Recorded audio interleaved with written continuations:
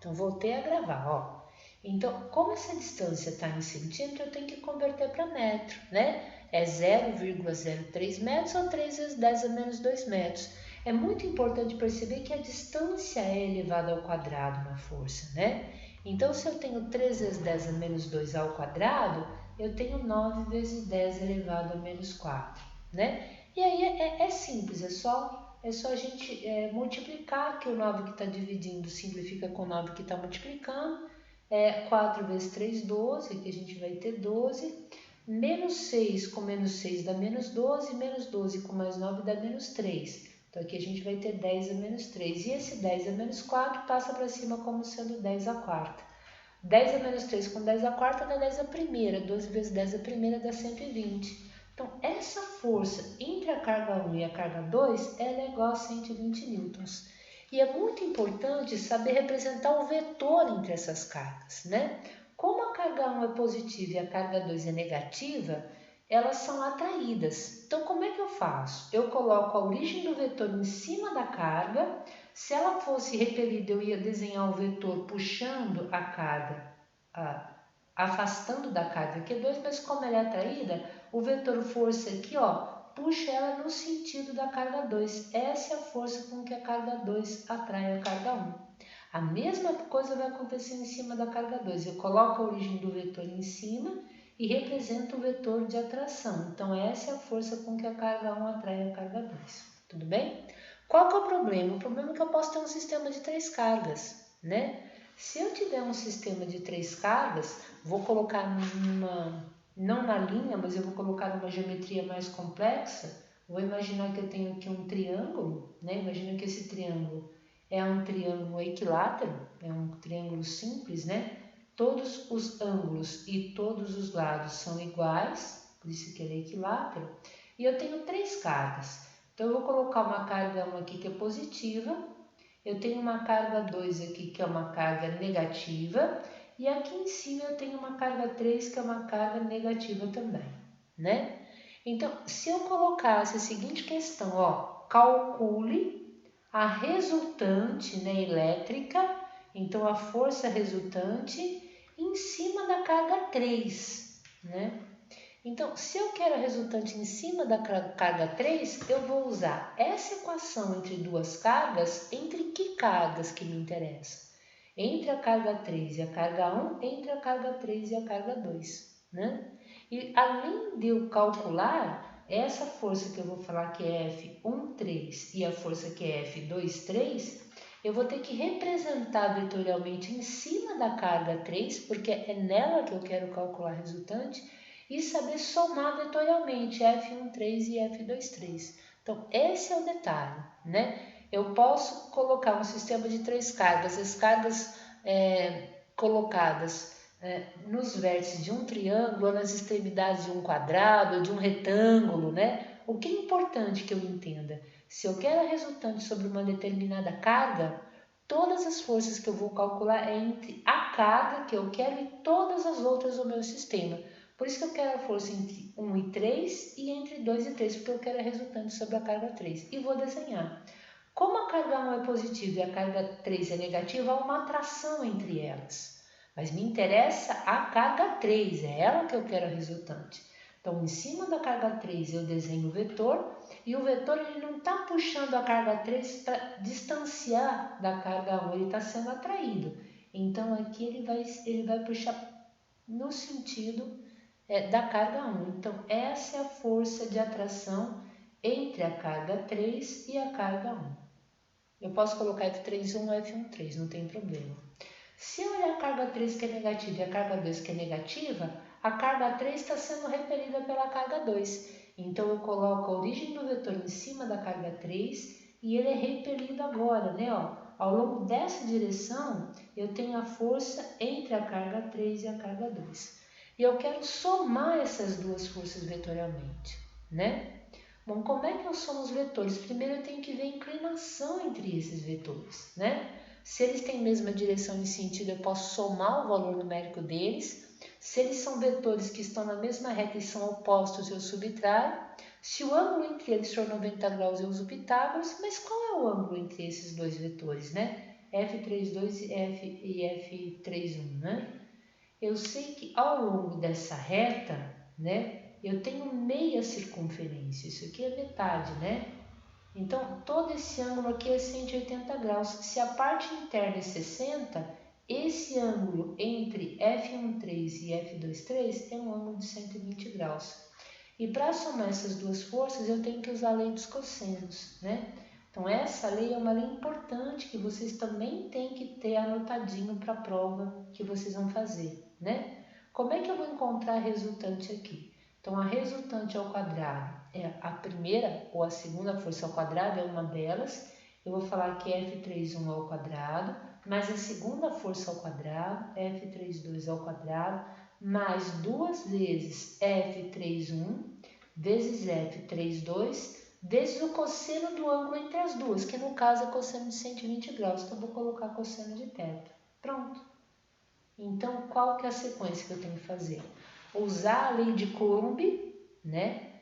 Que calcula-se a força entre duas forças, calcula o F13, vai dar um valor numérico, calcula o F23, dá um outro valor numérico, e depois eu somo usando a lei dos cossenos, porque o ângulo entre os dois é um ângulo de 120 graus.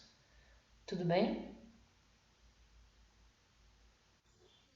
Alguém gostaria de fazer alguma pergunta sobre essa parte? Essa parte tem a ver com a questão 1 da prova de vocês.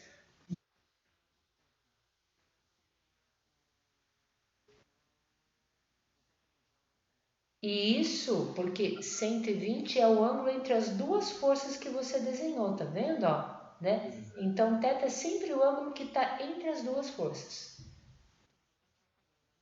Sim, a resultante é ao quadrado. Ó. Anota essa expressão da lei dos cossenos que é muito importante.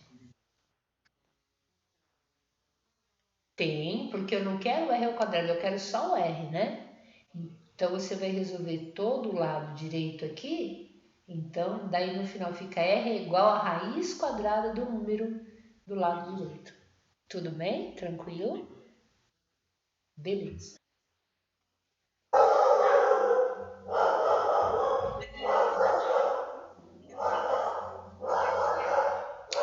Tá cortando, eu não tô ouvindo, Cristiane. Você pode repetir um pouquinho?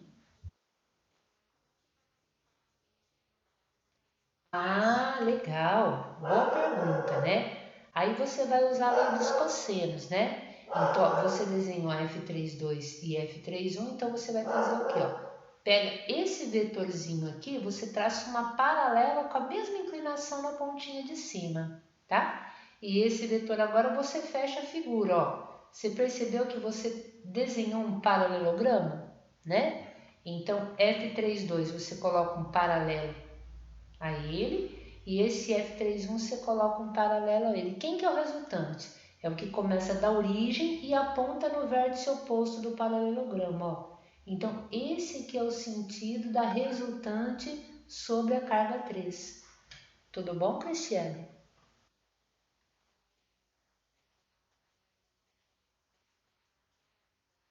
Tá. É a regra do paralelogramo. Tá bom? Pois não? Não. Daí esse número aqui dá negativo, né? Porque o cosseno de 120 é menos meio, né? Então, vai ficar 2 vezes esse valor, vezes menos 1 meio, né? 2 vezes menos 1 meio dá menos 1. Então, aqui vai ficar F31 vezes F32 vezes menos 1. Então, isso aqui vai dar um número negativo, mas não tem problema. Se eleva esse ao quadrado, dá um número positivo, esse aqui ao quadrado dá um número positivo, você soma os dois e esse termo é negativo. Então, você soma os dois primeiros e subtrai do segundo. Tá bom? Tá. Mais alguma pergunta? Tranquilo até aqui? Tá, tá bom. Bom, depois de campo elétrico, a segunda questão de força elétrica, a segunda questão da prova vai ser sobre campo elétrico, né? Então, a gente tem que tomar um pouquinho de cuidado quando a gente fala de campo elétrico agora, né? Bom, por que a gente tem que ter o cuidado?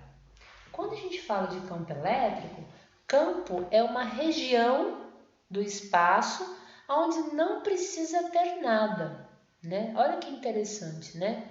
ela pode ser um espaço vazio. Mas o que faz aquela região do espaço ter um campo elétrico? O fato de eu ter colocado uma carga num certo local, num certo ponto dessa região. Então, vocês fizeram lá o simulador do campo elétrico, né? Ó. Então, se eu tenho, por exemplo, uma região do espaço que não tem carga nenhuma, o campo elétrico dessa região é zero. Mas se eu colocar nessa região do espaço uma carguinha, né? Uma carguinha, como ela está no simulador de 1 nanocoulomb, o que vai acontecer, né? Essa região aqui em volta dela não tem matéria, né? Mas eu mudei o espaço em volta dela. Por quê? Porque eu criei um campo que é o campo elétrico. E aí tem diferença entre eu colocar carga positiva e eu colocar carga negativa. Por quê? Porque a forma como as linhas de campo elétrico são representadas, representam as forças que podem atuar caso eu venha colocar uma carga nessa região. Então a gente viu que se a gente tem carga positiva, quem fez o simulador bonitinho vai ver que tem perto da carga positiva eu tenho vetores maiores, né? Olha, eu tenho vetores de tamanho maior e conforme a gente vai se afastando da carga, esses vetores vão ficando com o tamanho um pouquinho menor, né? Eles apontam para fora, mas eles vão ficando bem pequenininho, né? O que isso significa, né? O tamanho do vetor representa o valor desse vetor. Então, representa que o campo elétrico ele tem um valor maior perto da carga e conforme a gente vai se afastando da carga, esse campo elétrico vai ficando mais fraco, ele vai diminuindo, né? Isso está na representação do simulador de vocês. Vocês falam, nossa professora, então essa carga que está aqui, ela muda o espaço em volta dela, mesmo não tendo matéria nenhuma? Sim, mesmo não tendo absolutamente nada naquele outro lugar, mas tem uma alteração no espaço em volta dessa carga. O que a gente sabe? Se a carga é uma carga positiva, ela cria em volta dela um campo que é um campo divergente. Então, as linhas de campo elétrico, né? Estou representando o campo elétrico aqui, o E, vai apontar para fora da carga positiva, né? E para dentro da carga negativa. Outra coisa importante que a gente não pode esquecer é que pelo desenho das linhas de campo, o que a gente sabe, né? A carga que tem mais linhas em volta dela é a carga que tem maior valor. Então, olha como isso aqui é forte, né?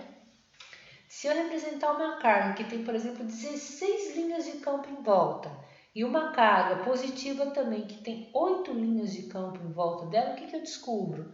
Que essa carga é 2 vezes maior do que a carga anterior. Então, as linhas de campo elas são muito importantes, né? Elas representam como é que aquele campo é em termos de ser de maior valor ou menor valor, né? Quanto mais próximos as linhas de campo estão, significa que naquela região o campo é mais forte. Então, se eu pegar um ponto onde as duas linhas estão muito próximas e um outro ponto onde as linhas estão afastadas, o que está me dizendo isso? Que quando as linhas estão mais próximas, o valor do campo elétrico é maior naquele ponto do que no ponto onde as linhas estão mais afastadas, né? E a gente não pode esquecer que se eu tenho uma carga negativa, as linhas de campo agora não apontam para fora, mas vão apontar para dentro dessa carga, que é uma carga negativa, né? Aqui tem algumas relações muito importantes que a gente tem que fazer, que a gente tem que entender, né?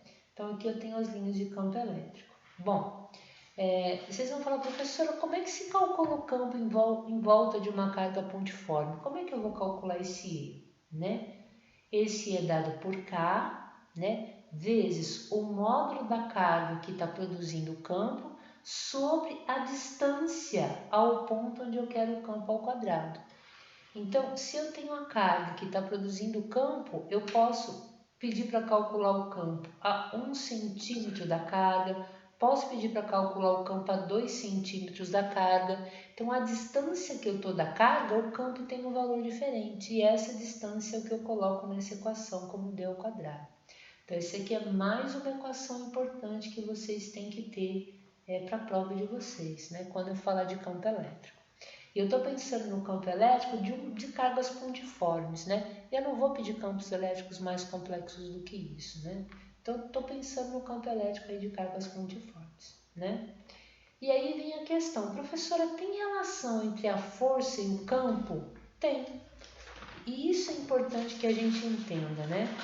Isso é uma relação importante de novo, né? Você fala, poxa, professora, a senhora acabou de falar que você tem uma carga 1, tem uma carga 2, né? E elas estão separadas por uma distância que a senhora falou que é D, a senhora falou que a força entre elas, essa força aqui é dada por K, que multiplica o módulo da carga 1, que multiplica o módulo da carga 2 sobre a distância entre elas ao quadrado.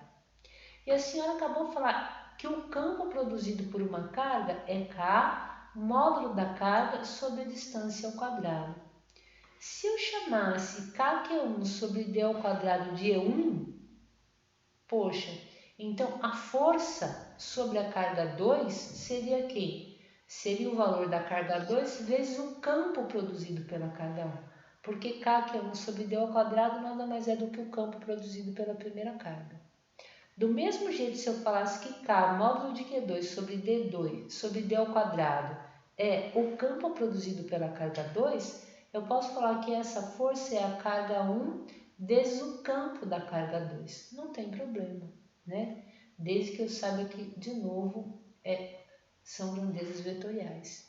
Então, olha que interessante, né? Essa informação. Por quê? Porque se eu tenho o valor do campo naquele ponto do espaço, eu posso calcular a força sobre uma carga colocada naquele local. Como é que eu faço? Eu pego a carga colocada naquele ponto e multiplico pelo campo elétrico colocado naquele local.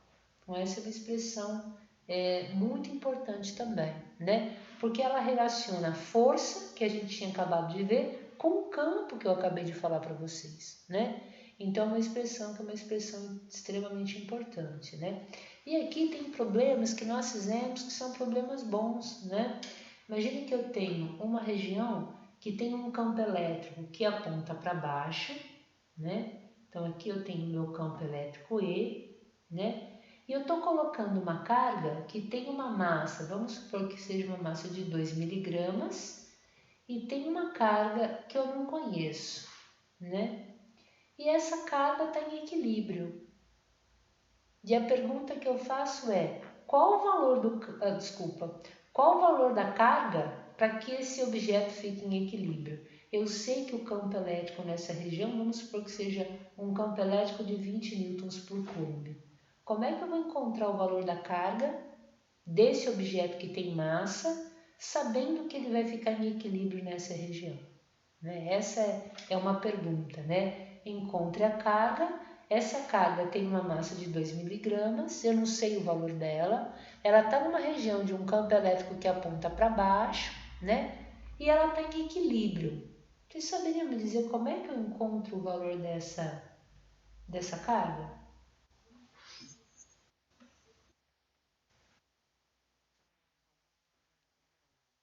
Isso, perfeito.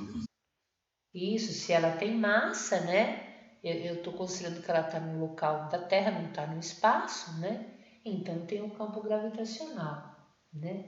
Então tem a força gravitacional, que é a força peso, puxando ela para o centro da Terra, né? Vocês lembram que a força peso é o valor da massa vezes G, vezes a gravidade do local, né? E a gravidade é dada, né? E aí, que mais? Se ela está em equilíbrio, como é que ela está em equilíbrio se o campo elétrico está para baixo? E o força-peso está puxando ela para baixo? Como é que pode estar em equilíbrio aqui? Mas a força elétrica não tem que puxar ela para cima? Mas o campo elétrico está para baixo. Ah, beleza. Então vamos lá. Depende como, né? Ó, então vamos imaginar. Eu tenho uma região que tem um campo elétrico apontando para a direita, tá? E eu coloco uma carga que é uma carga positiva, né? Ou coloco uma carga que é uma carga negativa. Será que se o campo elétrico aponta para a direita, a força vai puxar as duas cargas para a direita também ou não? Não, né? Perfeito. Então, se eu tenho uma carga positiva, a força vai apontar sempre no mesmo sentido que o campo elétrico. Não se esqueçam que o campo elétrico, ele aponta para fora da região positiva, né? E para dentro da região negativa, né? Eu poderia até imaginar o campo elétrico aqui como se eu tivesse uma placa positiva, porque ele está apontando para fora da região positiva e para dentro da negativa.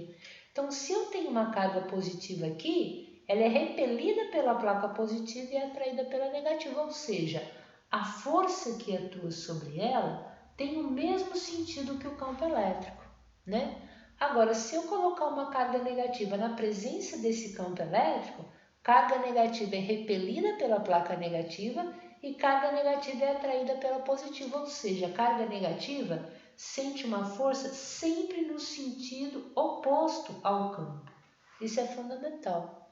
Então, não é porque eu sei o sentido do campo elétrico que eu sei o sentido da força elétrica. Eu vou precisar saber o sinal da carga. Se a carga for positiva, a força elétrica tem o mesmo sentido que o campo. Se a carga for negativa, a força elétrica tem sentido contrário ao campo. E aí eu já descobri uma coisa, né? Naquele exemplo que eu estava discutindo com vocês. Se eu quero que esse objeto de massa 2 mg fique em equilíbrio e já tem a força da gravidade puxando ele para baixo, o que tem que ocorrer? Tem que ter uma força elétrica para cima, e vocês estão corretos, ó. Essa força elétrica tem o mesmo valor numérico que a força gravitacional. Mas como o campo está para baixo, como é que um campo que aponta para baixo produz uma força elétrica para cima? Se a carga tiver sinal negativo. Então eu sei que essa carguinha aqui ela é negativa. Primeira coisa que eu descobri, né? E como é que eu calculo o valor dela? Eu já sei que ela é negativa, mas quanto ela vale? Bom, vocês estão corretos. A força elétrica que puxa ela para cima tem que ser igual a força-peso, né? Força elétrica é igual a força-peso. Mas quem que é a força elétrica? É o módulo da carga vezes o campo elétrico e a força-peso é M vezes G, né? Então, se o E está multiplicando e passa dividindo, quem que é o valor da carga? É a massa vezes o campo gravitacional dividido pelo campo elétrico. Pronto. Mas eu já sei que essa carga, depois que eu encontrar o valor numérico dela, né, substituo a massa não por miligrama, mas por quilograma, né? Então, milha aqui eu multiplico por 10 a menos 3, mas está em grama. Eu tenho que dividir por 1000 para virar quilograma. Então, eu substituo a massa, o valor da gravidade que o problema dá pode ser 10 metros por segundo ao quadrado, 9,8, e o valor do campo que o problema deu. Então, eu encontro o valor da carga, mas na resposta ela tem que ser negativa, porque senão ela não ia ficar em equilíbrio, a força elétrica ia puxar ela para baixo também. Bom, tudo bem até aqui?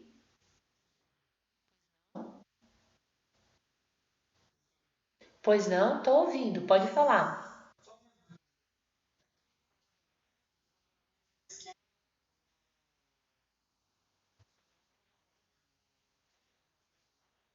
Não, quando eu peço a carga, eu quero o valor e o sinal, né? Então, pela equação, eu sou capaz de achar o valor da carga. Agora, pela análise dos vetores, eu sou capaz de achar o sinal. Então, no final, a resposta da carga tem que ser menos o valor que eu encontrei aqui. Tudo bem? Agora, se eu pedir lá qual o módulo da carga elétrica, então não me interessa o sinal, né? Daí você só pela equação mata o problema. Tudo bem, Omar? Tá. Bom, tá bom. Bom, vocês gostariam de perguntar alguma coisa sobre isso? Fiquem à vontade.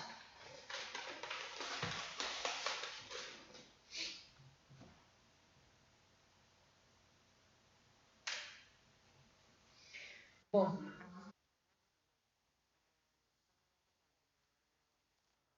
não, no cálculo da força elétrica, né, usando o campo,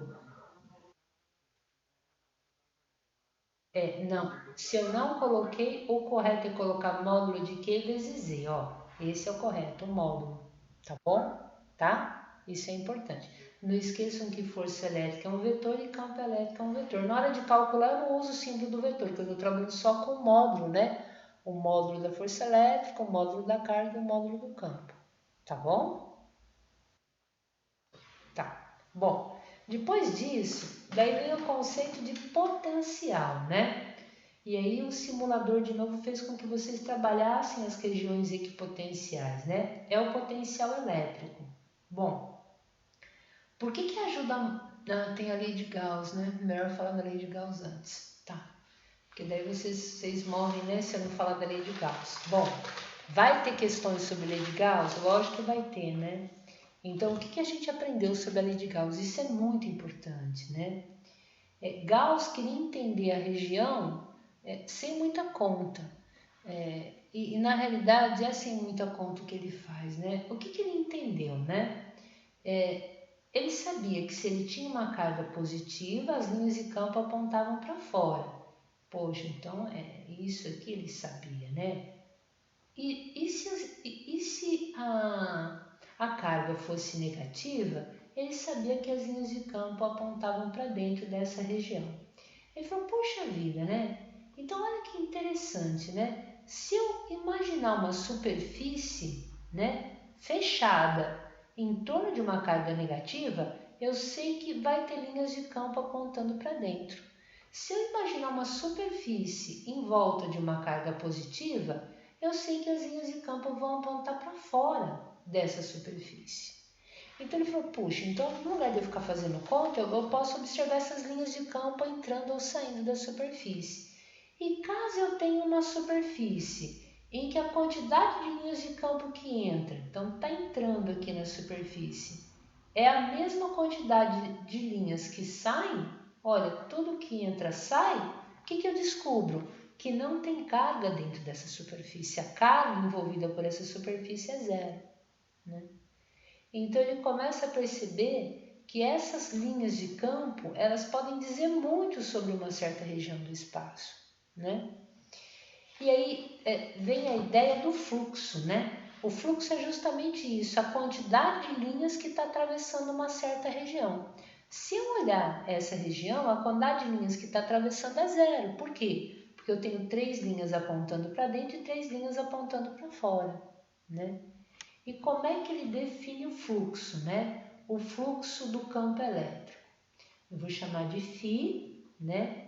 Φ vai ser igual a quê? A integral sobre aquela superfície, sobre toda a superfície de E, né? Escalar ds, né? Ou dA, né? E escalar dA, né? O que é esse E escalar dA? Isso é módulo de E vezes módulo de dA vezes cosseno de θ. Quem que é θ? É o ângulo entre E e a perpendicular à área. Então, se eu olhar, por exemplo, nessa região onde eu tenho o campo elétrico, a linha de campo elétrico apontando nesse sentido, eu imagino uma retinha aqui, né? Imagino uma retinha que forma 90 graus com essa superfície. Esse vetor aqui é o vetor que representa a direção do vetor dA. Ou eu posso simbolizar por N, né, dA, né? Onde esse N aqui é a normal àquela região. A normal apontando sempre para fora daquela superfície, nunca para dentro. Então, o ângulo que me interessa é o ângulo entre uma perpendicular à área onde eu estou olhando e o campo elétrico.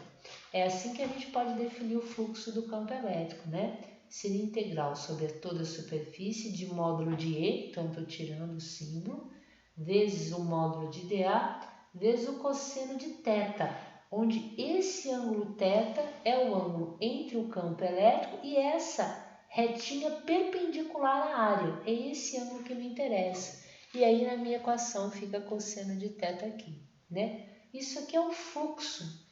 Isso representa então essa quantidade de linhas atravessando aquela área. E isso tem relação com a carga que está dentro daquela região.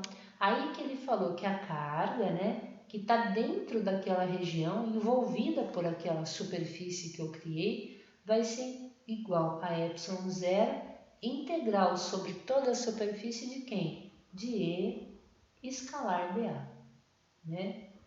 Então, cuidado que aqui pode ter questões conceituais, né? Então, se não tem carga dentro dessa região, significa que o fluxo é zero, né? Ou seja, a quantidade de linhas que entram é exatamente igual à quantidade de linhas que saem, né? Agora, se eu tiver mais linhas saindo do que entrando, o que isso significa? Que eu tenho uma região que tem uma carga resultante positiva, né? Porque eu tenho mais linhas apontando para fora. O contrário, se eu tiver mais linhas apontando para dentro do que para fora, significa que eu tenho uma carga líquida negativa dentro daquela região. Então, essa lei de Gauss é uma lei importante que a gente tem que calcular com muito cuidado, né? E para calcular eu tenho que saber o fluxo, né? A gente fez questões envolvendo, não sei se vocês lembram, cubinhos. Vocês lembram que nós fizemos problema da lei de Gauss envolvendo cubo, né? Então, eu vou fazer um exemplo aqui que talvez ajude a gente, né? Então, eu vou imaginar aqui o espaço tridimensional, vou imaginar o nosso cubinho aqui, né? Vou falar que esse é o eixo X, esse é o Y e esse aqui é o Z, né? E eu vou ter um cubinho, esse cubinho vai estar bem aqui, olha, ó. Esse aqui é a base do nosso cubinho, né? Ele vai subir aqui um pouquinho, deixa eu ver se eu consigo desenhar ele bonitinho aqui, ó. Aqui, ó, aqui vai estar o nosso cubinho, né? Então, esse é o nosso cubinho, né? A gente lembra que o eixo X é dado pela direção do vetor I chapéu, né? O eixo Y pela direção do vetor J chapéu e o eixo Z pela direção do vetor K chapéu. E a gente aprendeu mais, a gente aprendeu que I escalar I, isso aqui é igual a 1, né? J chapéu escalar J chapéu é igual a 1 e K chapéu escalar K chapéu, isso aqui é igual a 1. Vocês estão lembrados disso aqui? A gente falou nisso aqui para vocês? Vocês lembram? Tudo bem até aqui, né?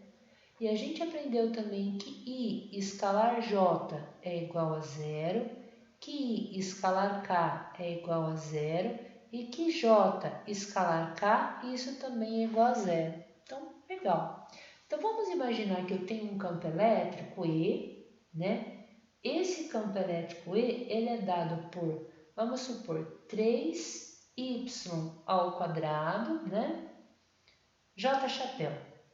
Pronto, esse é o meu campo elétrico, que está nessa região, né? E eu sei que o lado do nosso cubo, eu sei que ele é um cubinho e cada ladinho dele mede, por exemplo, 2 centímetros. Olha que interessante, né? O que eu quero? Eu quero encontrar a carga que está no interior desse cubo. Vocês saberiam resolver isso comigo? Qual a carga que está dentro desse cubo? Como é que eu faço isso?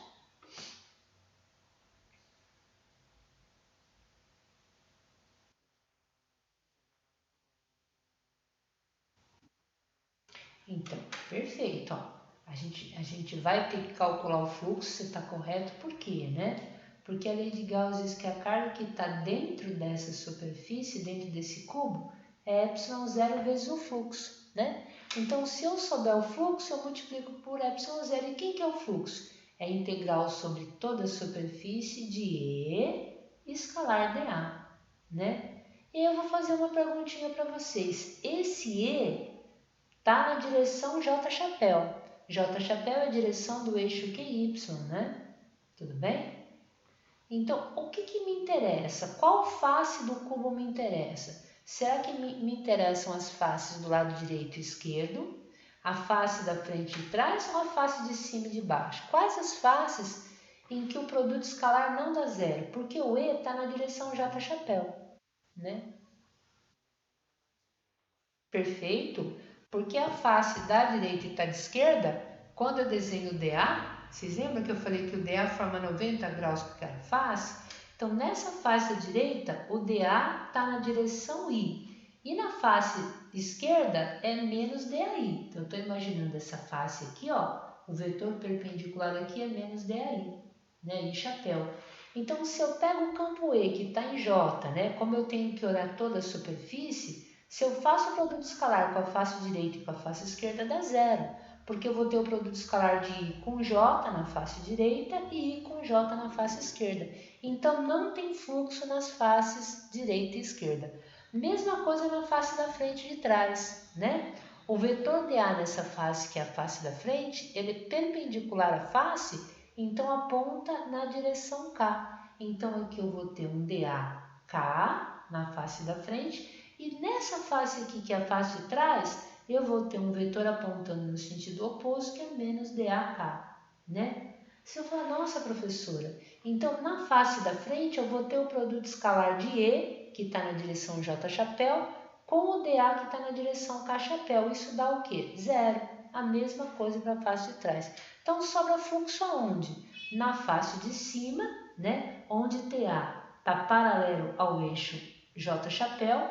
Então aqui eu vou ter um dA J chapéu positivo. E na face de baixo, essa aqui, ao longo do eixo Y, ela vai estar apontando no sentido oposto. Então é menos dA J chapéu. Então eu só tenho fluxo na face de cima e de baixo. Então vou lá, né? Então eu vou calcular o fluxo na face de cima. Isso aqui vai ser a integral de E escalar dA. E eu estou olhando a face superior, né? Como o E aqui, né? Ele é positivo e o dA também, isso dá 1. Eu até podia escrever, né? E escalar dA, o nosso E fica 3y ao quadrado j, 3y ao quadrado. Desculpa que isso aqui é uma integral. J chapéu. E o dA aqui, quem que é? É dA J chapéu também. J chapéu vezes J chapéu dá 1, né? Então isso aqui vai ficar 3 a integral de y elevado ao quadrado dA, né? O y aqui, se vocês perceberem no eixo y, o y aqui é fixo, né? Então, se eu tenho o eixo y, aquela superfície está cortando num valor fixo de y. Para essa face aqui, o y não está variando, e o y vale exatamente a altura do cubo, que é 2 centímetros. Então, esse y ao quadrado sai para fora da integral, isso fica 3y ao quadrado, a integral de dA. Quem que é a integral de dA? É A. E A vai ser o quê? A área da face superior do cubo, né? Então, isso aqui fica 3y ao quadrado vezes a área, né? O y aqui vale 2 centímetros, eu tenho que passar para metro. E a área vai ser lado vezes lado, a área dá 4 centímetros quadrados. Tudo bem? Então, com isso, a gente consegue encontrar o fluxo da face superior. Ele vai ser igual a 3, né? O y ao quadrado, que fica 2 centímetros ao quadrado, que é 2 vezes 10 a menos 2 elevado ao quadrado, vezes a área, que também é lado vezes lado, que também é 2 vezes 10 a menos 2 elevado ao quadrado, né? 2 ao quadrado, 4, 2 ao quadrado, 4. 4 vezes 4 é 16. 16 vezes 3, 48. 10 a menos 2 ao quadrado é 10 a menos 4, com 10 a menos 4 dá 10 a menos 8 Weber. Esse é o fluxo, 48 vezes 10 a menos 8 Weber, né? E quando eu vou olhar na face de baixo, qual é o valor do y para a face de baixo? Vocês conseguem enxergar?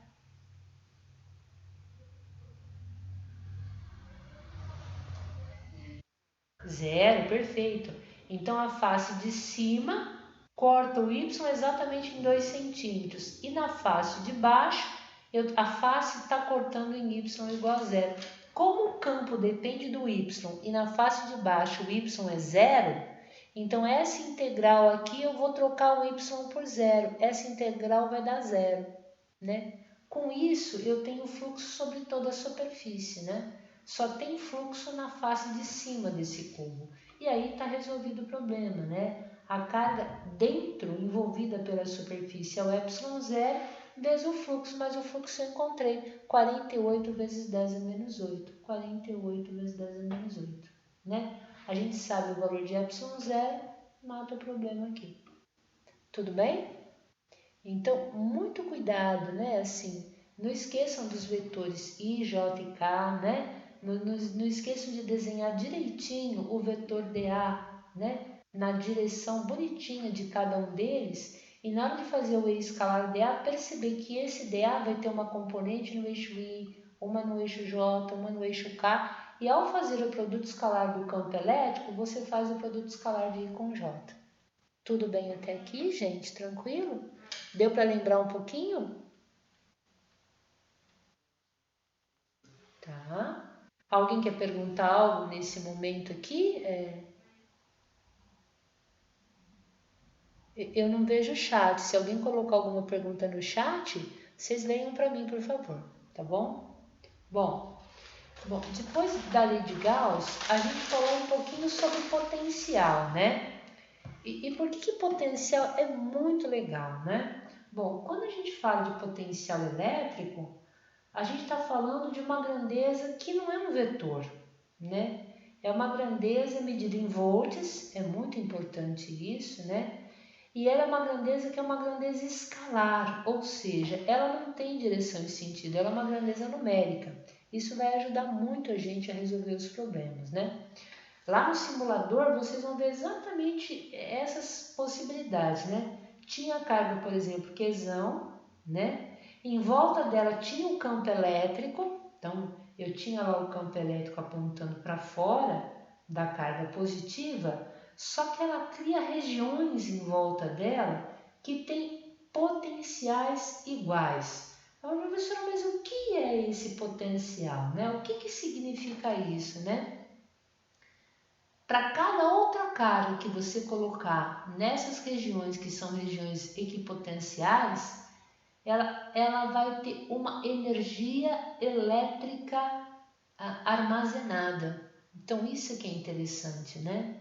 Você fala assim, puxa professor, então se eu colocar uma carga mais distante, ela vai ter uma energia potencial armazenada menor? Sim, é muito parecido com o nosso planeta, né? Você pega um objeto de massa m e coloca ele próximo da superfície da Terra, ele tem uma energia potencial armazenada.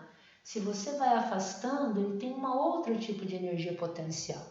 E para a mesma altura, se você pegar a altura de 2 metros, né? Todas as alturas de 2 metros em relação ao solo, aquele objeto vai ter a mesma energia potencial armazenada. E o potencial elétrico, na realidade, é o poder não de uma massa, mas de uma carga ser colocada a uma certa distância, num certo local e ter uma energia potencial elétrica armazenada. Tanto é que se eu quero calcular a energia potencial armazenada, potencial elétrica, né? Armazenada por uma carga Qzinho, qual a energia potencial elétrica que essa carga Qzinho tem? Então, essa energia potencial elétrica é o valor da carguinha que eu coloquei vezes o potencial daquele ponto. Então, isso é muito importante perceber que, na realidade, esse potencial está ligado com a possibilidade de uma carga, ao ser colocada naquele local, adquirir energia potencial, né? E existem essas superfícies, né, que estão equidistantes, por exemplo, de uma carga e que tem potenciais iguais. Do mesmo jeito que eu falei aqui, né? Se você tem a Terra, você pode colocar o objeto a uma altura de 2 metros do chão em vários locais. Todos estão à altura de 2 metros. E a energia potencial armazenada pelo aquele corpo, que é mgh, né, é igual. Você está colocando o mesmo objeto de massa m à mesma altura de 2 metros do Sol. Só que pode estar mais à direita ou mais à esquerda, mas todos os que estão à altura de 2 metros têm a mesma energia potencial armazenada. É isso que é importante, né? E como é que eu calculo o potencial dessa carga, professora? Como é que eu faço isso? Quem que é esse potencial de uma carga? O potencial é K vezes Q sobre D. Essa é a expressão importante, né? Aqui não é módulo, prestem atenção. Tanto é que eu posso ter potenciais positivos e potenciais negativos, né? Então, o potencial produzido por uma carga elétrica, isso aqui é KQD, né? E a gente usou uma equação que a gente definiu com vocês, né? No lugar de V, a gente usou U, né? U de AB, por exemplo, a diferença de potencial. Para carga de A até B, isso aqui é a integral, né, menos a integral de E escalar dl, né, para carga do ponto inicial até o ponto final. Então, essa é uma equação interessante, né? Porque se você olhar isso aqui e o campo elétrico que você está analisando é um campo elétrico uniforme, Então, você vai ter que a diferença de potencial para levar a carga de A até B, esse pode sair fora da integral, né? Se ela é constante, então fica menos E, a integral daquilo que a gente chama de dL, né? A integral de dL é L, né? Para ela ir do ponto inicial até o ponto final, que nada mais é do que a distância do ponto inicial até o ponto final. Então, quem que é esse U de AB? É o potencial de A menos o potencial de B, né? Isso aqui vai ser igual a menos E vezes aquilo que a gente chama de L, né? Esse L é a distância entre as duas cargas, né? Se a gente troca o ponto final pelo ponto inicial, a gente fala que esse U aqui de BA nada mais é do que E vezes D, onde D é a distância do ponto da carga inicial, do ponto inicial até o ponto final. Isso aqui a gente usa muito, né? Então, essa diferença de potencial entre dois pontos nada mais é do que o campo vezes a distância entre esses dois pontos, né? Por isso é que muitas vezes, quando a gente vai ver a unidade de campo elétrico, ele fica volt por metro. Se vocês perceberem bem aqui, ó, se você passar o D dividindo, essa diferença de potencial está em volts e a distância está em metro. Então, o campo elétrico pode ter a unidade volt por metro.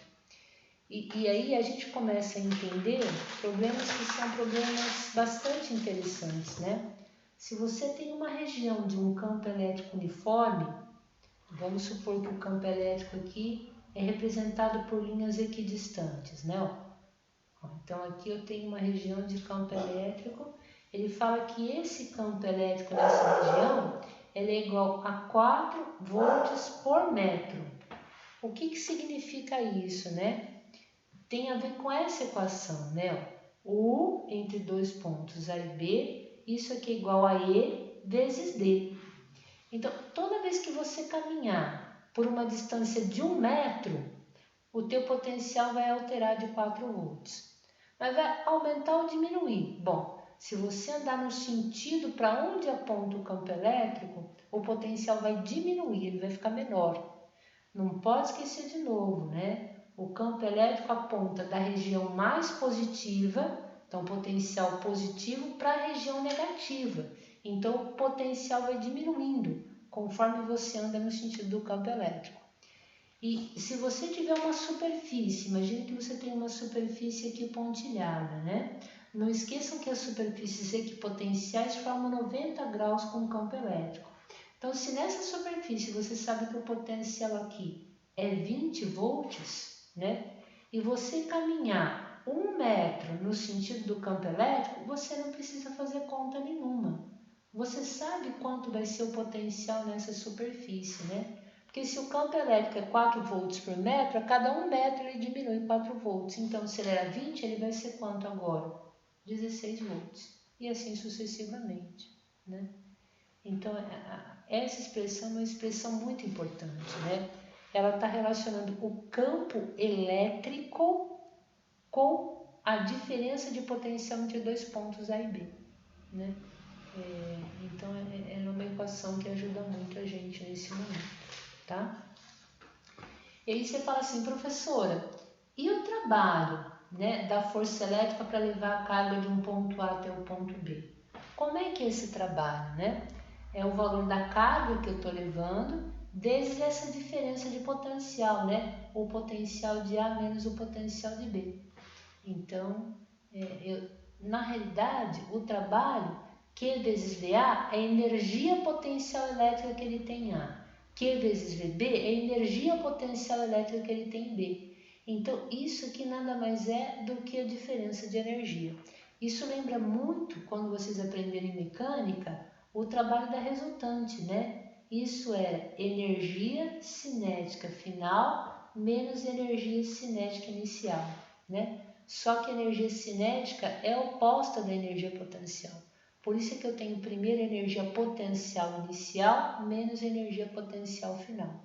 Quando a energia cinética é máxima, a potencial é mínima e vice-versa. Então, por isso que tem esse sinal oposto. Primeiro, quando eu penso em energia cinética, eu começo com a final e termino com a inicial, e o potencial é o contrário, né? Mas existe essa relação, né? entre trabalho e energia potencial. Bom, tudo bem o que eu falei? Muito esquisito? Tá bom. É bastante.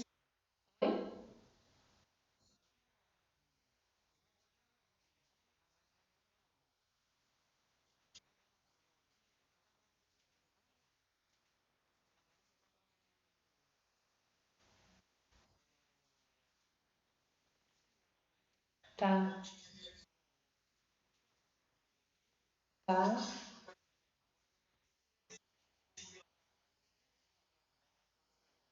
Sim,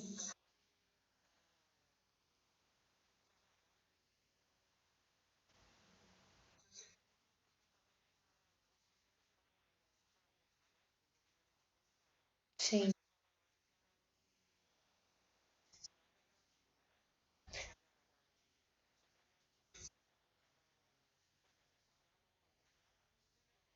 Isso,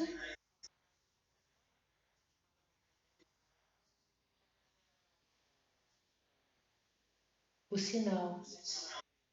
Isso mesmo. Olha, é legal porque aqui eu estou fazendo uma diferença, né? Ó, do potencial inicial menos o final. Se eu quisesse representar por ΔV, o ΔV é o potencial final menos o inicial, né? É VB menos VA. Então eu tenho que colocar o sinal negativo antes.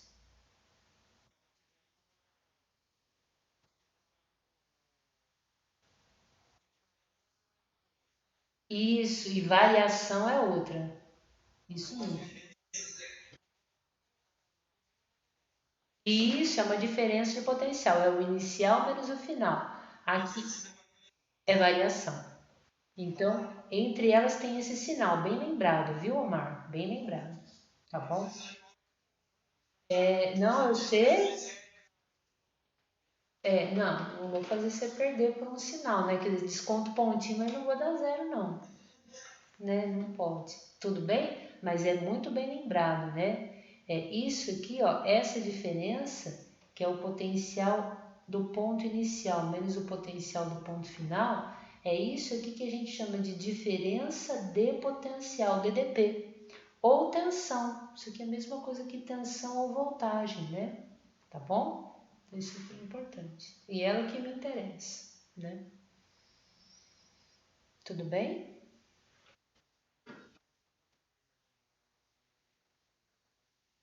Posso sim. Então, olha, eu vou falar um pouquinho tentando lembrar lá de Física 1, né? Então, vamos lembrar um pouquinho de Física 1, porque a energia que a gente tem a equação é energia potencial elétrica, né? Não é qualquer energia, né? Então, quando a gente calculava lá em mecânica, vocês calculavam a energia potencial gravitacional, como é que a professora ensinou vocês, né? Então, a energia potencial era a massa do objeto, você lembra disso? Vezes a gravidade vezes a altura que o objeto estava em relação à referência, né? Então, essa gravidade e essa altura dependiam do local onde você colocava a sua massa, né? E tinham várias superfícies que tinham a mesma altura e a mesma gravidade. Então, são superfícies equipotenciais, né? É aquilo que eu acabei de falar. Se aqui está o planeta Terra, né? E aqui vamos supor que você tem uma estante. Essa estante está a uma altura de 3 metros do Sol. Ela está retinha, está bonitinho, né? Vamos supor o Tico, meu gatinho. Se o meu gatinho estiver nesse ponto da estante, né? Ou se o meu gatinho estiver nesse ponto da estante, ele tem a mesma energia potencial gravitacional, porque a massa dele é a mesma, o campo gravitacional onde ele está mesmo e a altura que ele está é a mesma. Então, essa superfície da estante é uma superfície equipotencial. Ela tem a mesma potencialidade dele ter energia potencial, né? Ele não vai ter mais energia potencial estando mais à direita ou mais à esquerda dessa superfície, né? Acontece a mesma coisa quando a gente não está em mecânica, mas a gente está em eletricidade, né? Existe essa energia que a gente chama de energia potencial elétrica, né? Só que a gente usa a letra E para falar de campo elétrico, né? Então, quando eu usar essa letra E assim de mão, tá? É para representar energia potencial elétrica. Então, a energia potencial elétrica depende da carga que eu estou colocando, do mesmo jeito que a gravitacional dependia da massa do objeto, eu dei o exemplo do tiquinho, e depende do potencial do local onde ele está. Então, esse G e H que a gente usa em mecânica, a gente simplesmente chama de V, potencial. Então, a energia potencial elétrica que aquela carga vai ter, o valor da carga, vezes o potencial onde a carga é colocada. Olha que bonitinho isso, né? Por isso que se eu coloco lá, né? Vamos imaginar, né? Eu tenho uma carguinha, né? Eu tenho uma carga Qzão, né? Vamos supor que ela tem um valor de 3 microcoulombs, né? Eu quero calcular o potencial dessa carga a uma distância de 2 centímetros no ponto A, né? Depois eu quero calcular o potencial dessa carga num ponto mais distante, no ponto B. Esse ponto B, vamos supor que ele está a 5 centímetros dessa carga. Bom, dá para calcular o potencial produzido pela carga no ponto A? Dá. Quem que é o potencial do ponto A? É Kq sobre dA. Pronto. Então, esse ponto aqui tem uma propriedade dessa carga, né? Isso aqui fica 9 vezes 10 a nona. A carga vale 3 micro, então 3 vezes 10 a menos 6. E a distância da carga até o ponto A, aí chamei de 2 metros, deixa 2 metros. Então, tudo isso aqui dividido por 2, né? 9 vezes 3, 27. Então, eu vou ter 27 vezes 10 ao cubo dividido por 2. Isso aqui dá 13,5 vezes 10 ao cubo volts. Esse é o potencial do ponto A. Do mesmo jeito que eu posso calcular o potencial do ponto B, né? Isso aqui vai ser Kq sobre dB, né? Olha como você vai começar a entender isso aqui, ó. Então, você calcula lá, 9 vezes 10 a nona, a carga é a mesma, né? A carga é 3 vezes 10 a menos 6 e a distância agora é uma distância de 5 metros, né? O ponto B está mais distante. Então, isso aqui fica 27 vezes 10 ao cubo dividido por 5, né? Isso aqui dá 5,4. Eu acho que é isso. 5,4 vezes 10 ao cubo volts. Legal. Então, o que acontece se você coloca uma carguinha positiva aqui, ó? Uma carguinha de 2 milicoulombs. O que acontece, né?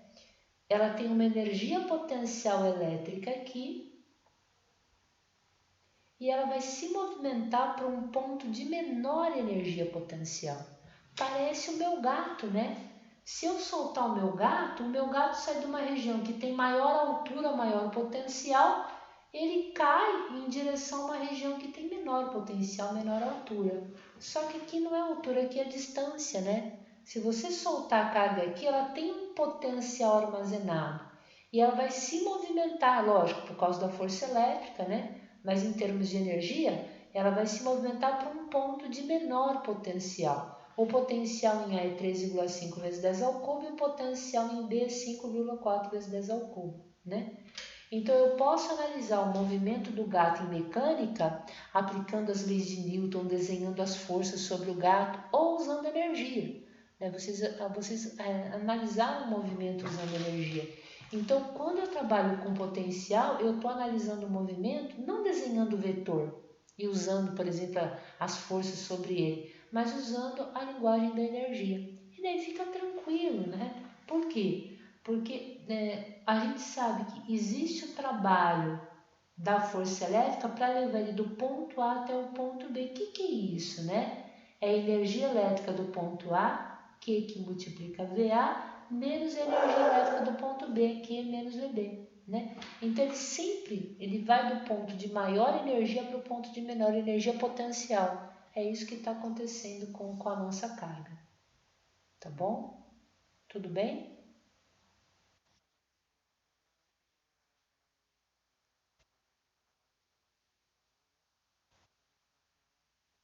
Sim, sim, isso. Então, trabalho para levar de A até B, você pode falar que é Q, que multiplica VA menos VB, que é a diferença de potencial. Agora, se ele pedir assim, ó, calcule a energia que a carga tem no ponto A, qual a energia elétrica que a carga tem no ponto A? É o valor da carga vezes o potencial do ponto A. É essa energia que a carga tem no ponto A. Tudo bem? Dá para obter energia a partir? Sim, também é possível. Também é possível. Bom, tudo bem até aqui? Nossa Senhora Aparecida, tá bom. Então acho que depois disso tudo a gente falou de capacitores, né? Lembram disso? A gente falou um pouquinho de capacitores, né? Então a gente falou que o que é um capacitor, né? É um dispositivo de duas placas, né? Duas placas que armazenam carga. E dentro dos capacitores eu tenho um dielétrico. Vocês lembram o que era um dielétrico? Isso é um material isolante. O ar seco é um bom isolante? Legal. E aí tem uma equação geral para qualquer formato de capacitor. Como é que eu vejo a capacitância, né? Capacitância é essa capacidade dele armazenar carga, né? Ela é proporcional à carga armazenada, não sei se vocês lembram disso, e é inversamente proporcional à diferença de potencial entre as placas. Estão lembrados dessa equação? Tudo bem? A gente até pensava de uma outra forma, né? Falava, poxa, se eu pegar essa placa A e essa placa B e ligar essa placa aqui, né? Olha, nos terminais de uma bateria, né? Então, uma bateria aqui, ó, o que vai acontecer, né?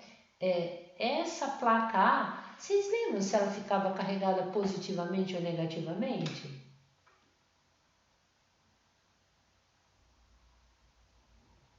Então, aqui eu tenho a placa A, por quê?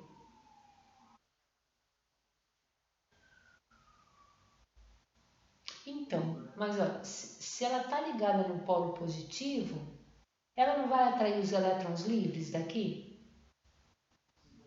Então, se os elétrons livres da placa saírem, vai faltar elétron, então ela vai ficar com carga positiva. Tudo bem?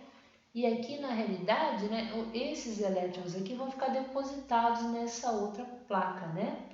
E essa carga aqui, ó, é a carga da placa A, carga da placa B ou a soma das duas cargas das duas placas? Vocês lembram disso?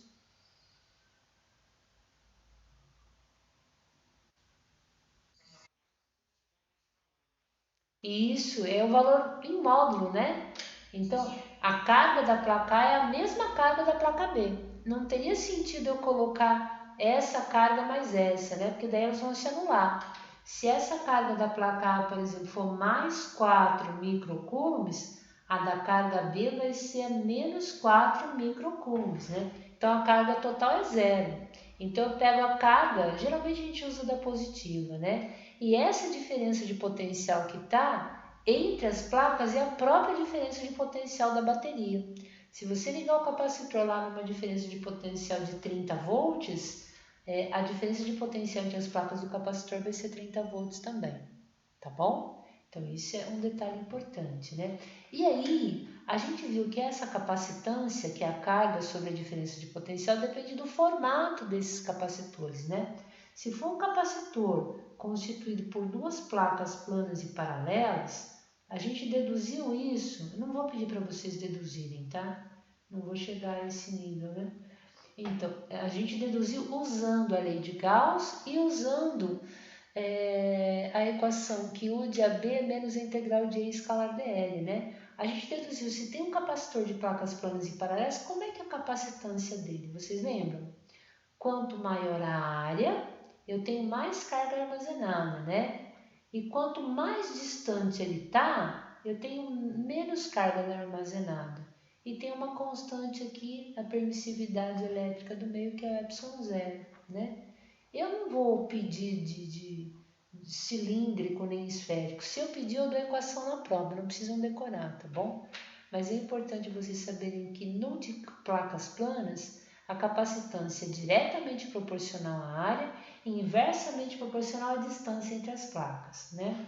Agora, o que eu vou pedir mesmo, e aí eu quero que vocês vejam com muito cuidado, isso eu vou pedir com certeza, é a associação em série paralela de capacitores. Então, estudem as questões que têm associação em série paralela, porque isso vai estar na prova, né? E aí, se eu tenho uma associação em série, é muito importante que vocês saibam enxergar o que é série, né? É quando uma placa do capacitor está ligada a outra placa do capacitor. Então, então você tem aqui, uma plaquinha ligada na outra plaquinha do capacitor, né? Opa! E só as placas das extremidades é que estão ligadas na bateria. Olha que bonitinho isso aqui. Isso é em série, tá bom? Eu fiquei muito feliz no último atendimento que a Vanessa deu um show, né? Era um exercício difícil e a Vanessa foi lá. Foi muito, muito legalzinho, né?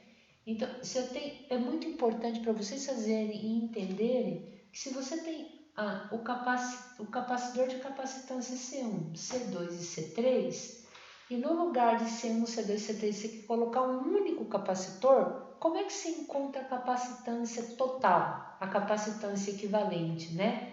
Em série é somando os inversos. Então, o inverso da capacitância equivalente é o inverso do C1 mais o inverso do C2 mais o inverso do C3, tá bom? Isso é importante. Agora, mais importante do que isso é saber o que, né? Que a carga armazenada nesse capacitor é a mesma que nesse e a mesma que nesse.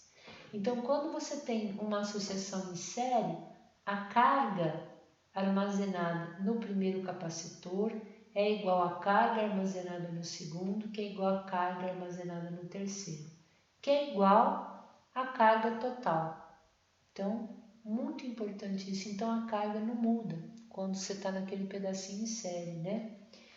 E o que muda é a DDP. Então, se aqui essa bateria tem uma certa tensão, não é verdade que cada capacitor agora fica entre as duas placas com a mesma tensão da bateria, né? A diferença de potencial da bateria, ela vai ser distribuída um pouquinho para as placas do primeiro, mais um pouquinho para a placa do segundo, mais um pouquinho para a placa do terceiro. Então, essas duas observações são muito importantes, tá bom? Quando a gente tem uma associação em paralelo, todas as placas de um lado do capacitor estão ligadas diretamente na bateria. Nossa, que horas são agora? Tá, ainda tem um minutinho. Então, se você tem aqui o capacitor C1, né? E se você tem agora o capacitor C2, né? Então, tem aqui os fiozinhos de ligação dele. E se você tem agora o capacitor C3, né? Olha que bonitinho, Todas as placas do lado esquerdo, elas vão estar ligadas aqui, vamos supor, no polo positivo da bateria, né? E todas as placas negativas, do lado esquerdo, do lado direito, estão ligadas na placa negativa. Então, essa placa aqui, liga, placa negativa. Essa aqui está ligada na placa negativa e essa aqui está ligada na placa negativa, né? Essa aqui é uma associação em paralelo de capacitores, né? E aí, o que é importante, né? Se cada um tem uma capacitância, como é que se encontra a capacitância total? A capacitância equivalente é só somar a capacitância de cada um dos capacitores, né? O que não muda quando eles estão em paralelo? A tensão. Então, se essa bateria aqui, por exemplo, tem uma tensão de 12 volts, a DDP entre as placas de cada capacitor vai ser 12 volts também. Tadinho, os alunos da licenciatura estão pedindo para entrar. Bom, tudo bem? E aí a carga não. A carga total armazenada, daí ela é dividida. Um pouquinho vai para o primeiro, um pouquinho vai para o segundo, um pouquinho vai para o terceiro. Tudo bem, pessoal? Então, pode falar. Deixa só deixar a aluninha entrar, deve ser a Alessandra. É o Gervásio, tadinho. Gervásio? Gervásio? Tadinho. Eu estou terminando a última duvidazinha aqui, meu querido. Eu já começo o atendimento da licenciatura.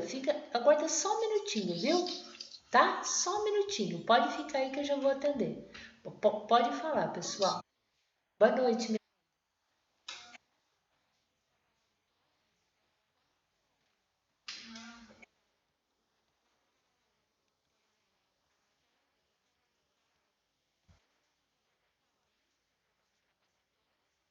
Não, meu amor, não. Vai depender da capacitância, né?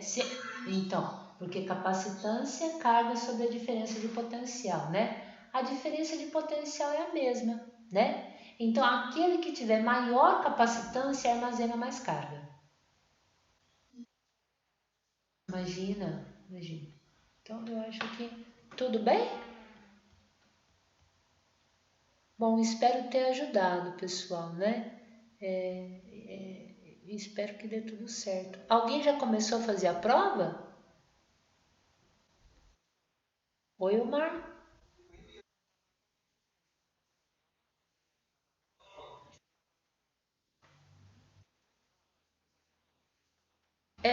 É isso mesmo.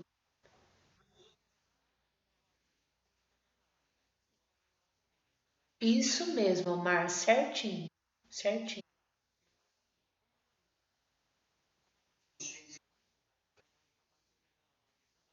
tá?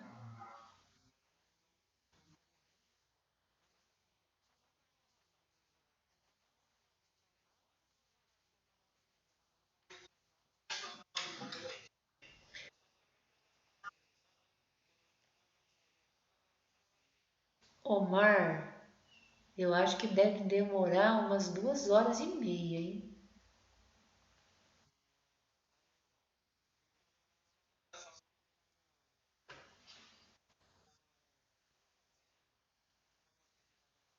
São 8 questões.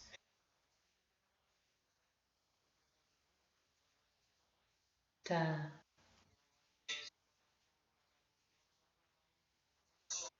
É, mas, por exemplo, na sala de aula tem gente que entrega rápido e tem gente que demora, né? Então, também depende. Não, mas tem gente que não, tem gente que é rápido, por exemplo, a prova dura 4 horas, né? Às vezes eu lembro, eu ia para o campus das 7 às 10h30 era a prova, né? Tinha gente que 8 horas entregava, tinha gente que dava 10h30 não, ia até 10h40 fazendo a prova. Então também depende de cada um, né? E não é o que entrega mais rápido, é o pior ou o melhor, não. É o ritmo mesmo, né? Tá bom? Espero que dê certo. Oi, Natália.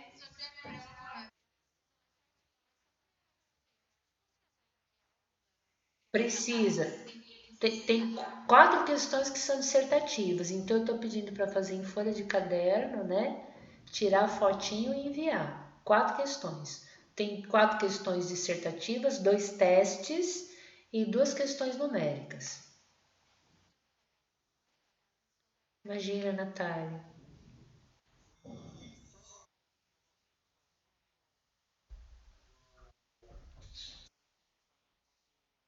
Ah, do simulador, né, Omar? Eu entendi, porque eu sei. Fica tranquilo, Omar. Fica tranquilo. Mesmo que o mundo não dê correto, eu vou ver se você chegou no resultado aproximado. Então, beleza. Fica tranquilo.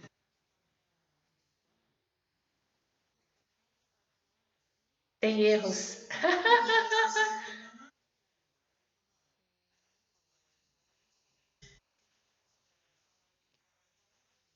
Entendi. Então, tem alguns, por exemplo, se o resultado era 7,4, eu considerei resposta correta lá no próprio Moodle, 7,1, 7,2, 7,3, 7,4, 7,5, 7,6. Então, eu coloquei várias aproximações para ele aceitar como sendo correto. Eu sei.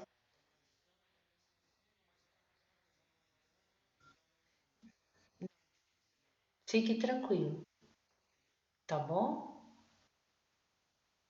Então, boa prova. Se alguém tiver algum problema com a internet que caiu, por favor, me mande mensagem. tá bom? Para que eu saiba o que está acontecendo, tá bom? Então, boa prova. Boa sorte, Thiago. Imagina, boa noite.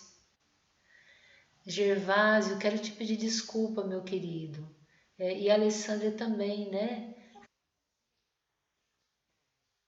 Olha, é que assim, teve muitos detalhezinhos, né? E aí eu não dei conta de responder a pergunta de vocês. E como a gente tinha atendimento hoje, eu prorroguei o prazo para dia 8. Então eu achei que dava para esperar um pouquinho, tá bom? Ah, deixa eu só parar a gravação, Gervásio, porque daí a gente começa agora a de vocês.